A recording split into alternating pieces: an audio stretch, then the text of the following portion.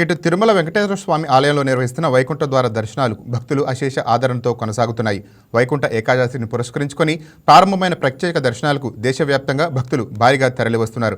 TTD ఆధ్వర్యంలో క్రమబద్ధంగా నిర్వహిస్తున్న ఏర్పాట్లతో భక్తులకు సౌకర్యవంతంగా శ్రీవారి దర్శనం చేసుకుంటున్నారు. ఈ 6 రోజుల వ్యవధిలో మొత్తం 4,59,407 మంది భక్తులు శ్రీవారిని దర్శించుకున్నారు.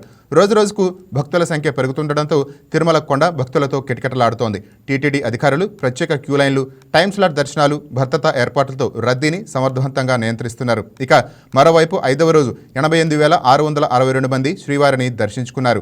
వైకుంఠ ద్వార దర్శనాల సందర్భంగా భక్తులు శ్రీవారికి సమర్పించిన కానులతో హుండీ ఆదాయం గణనీయంగా పెరిగింది. 6 రోజుల్లో హుండీ ద్వారా మొత్తం 24.61 కోట్ల ఆదాయం సమకూరినట్లు టీటీడీ అధికారులు వెల్లడించారు.